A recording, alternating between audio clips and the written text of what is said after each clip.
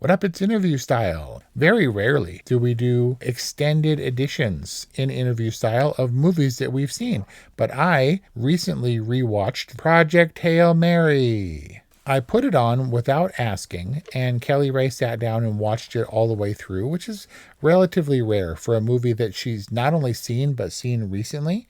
But she watched it all the way through, and I was like, look, Ryan Gosling's butt and stuff when he's like screeching and flopping off the table after he wakes up in the Hail Mary and stuff. Why is he wearing a thong? It's not really a thong. It's just form-fitting underwear. But man, she was thoroughly charmed by Ryland Grace this time around. As I mentioned in our discussion, we are too close to that book. Have read it 4 times, for me entirely out loud, all 4 times, covering bases for the parts where Kelly fell asleep, so I have to recap. And so I've read it at least 5 times. So seeing it again without the expectations and stuff, the movie is a different thing from the book. It was more fun. It felt more cohesive to me because I wasn't watching and trying to fill in the gaps with book knowledge. The movie kind of slid behind the wheel and became its own thing. Very similar in themes. Look for our discussion on The Martian one day. Not dissimilar in tone, and yet both of which were really successful and often come with comparisons.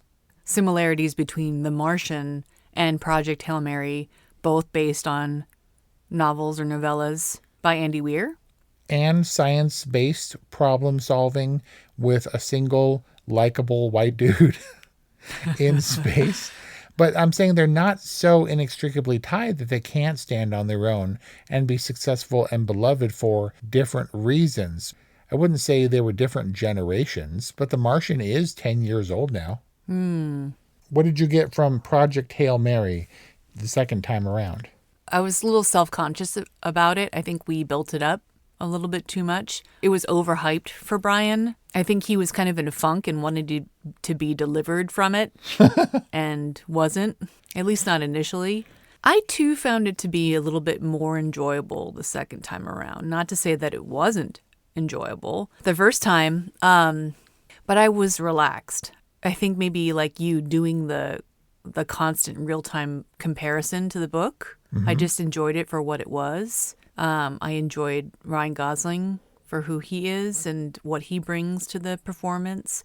I took away all of the little factoids about the filmmaking, the behind the scenes, and I kind of applied that to this viewing. Like, I looked at how genuine Ryan Gosling's laugh is when he's auditioning all of the Rocky computerized voices, how it's actually Meryl Streep, and how one of the options was the voice of his kid.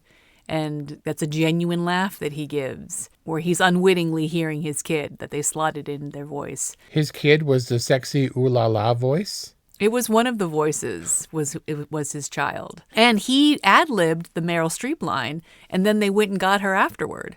That's awesome. So awesome. That's great. I love that she's willing to play ball for stuff that's kind of like, she always casts her eyes down and is like, oh no, when people say she's the GOAT.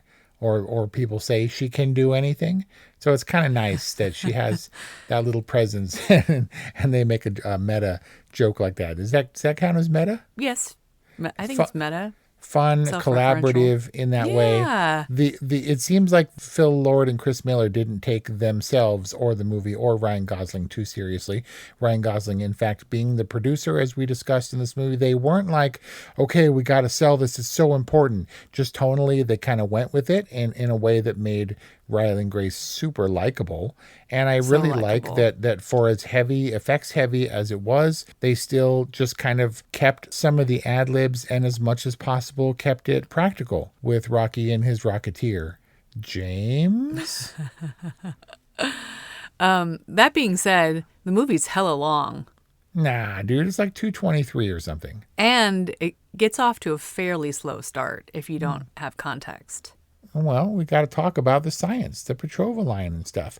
But all of this time spent on Earth is dealing with microscopes and little black dots. And where do they go? They're not here, they're there. Also, why are all the Iridians at the end all chirpy? Well, they're musical, but their little voices are in a higher register. So you're supposed to raise your hand before you speak. You're not like raising your hand and going, me, which is presumably what they were all doing. It's likable. It's charming. And he can no more manage a bunch of alien babies than he could his own students. Also, I had a different takeaway from the second viewing. When Ryland Grace is seeing Rocky for the first time, and he says, I don't really see a face. And faces are overrated anyway. Does he say that in the book? I don't think he says that particular line, but he does note they pay a lot of attention to like, wait, you can see me? I don't even see any eyes. Would aliens even have eyes, or would they have some kind of other sensory equipment that we have no idea about? He doesn't use that line quite as concisely as he does in the movie. I like the sentiment of faces are overrated anyway. It points to the idea that this is about looking deeper and into the quote, humanity, for lack of a better word, of the Iridian species. Maya Angelou, I think, says, we're more alike than we are different. Yes, Avi. Maya Angelou, probably. Now, I just heard this recently, which is why I'm quoting it. God, where did I hear that? We are all of us star stuff. God, where did I hear that recently? I don't know. Anyway, nice little messages, very positive. So, as we know, Project Hail Mary is very colorful. Rocky is very cute, even with a lack of facial features. He is more E.T. than he is Xenomorph. For sure.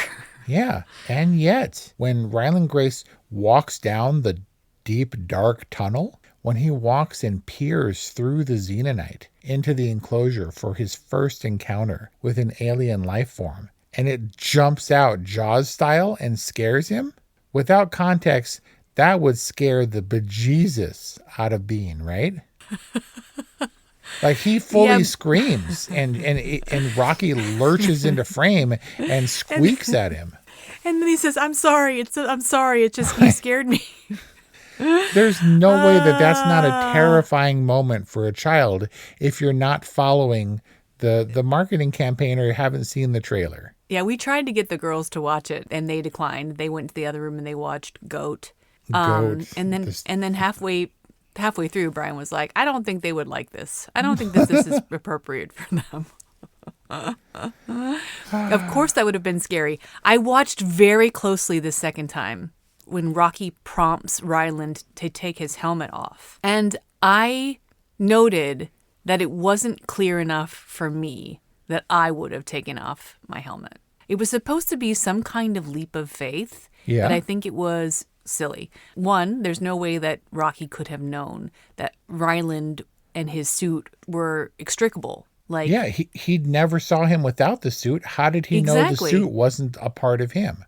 He didn't. And then two, there are so many other ways that Dr. Grace could have tested the atmosphere in the tunnel prior to taking his. He could have brought in his little meter thinger outer and tested the air. Plus, he could have scienced it, and he didn't have to take that leap of faith. Their relationship and trust or whatever were not contingent upon it. And maybe it's supposed to be cinematic, but it was unbelievable. Well, and it was about trust because it was about the humanity and the non-humanity of Grace and Rocky.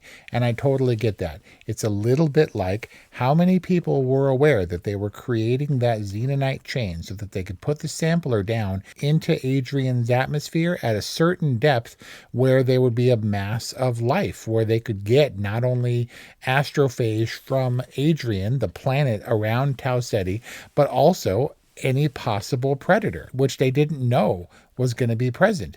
And you're like, okay, and I was wondering who's following this that didn't read the book, that's just watching the movie, why they're doing this thing.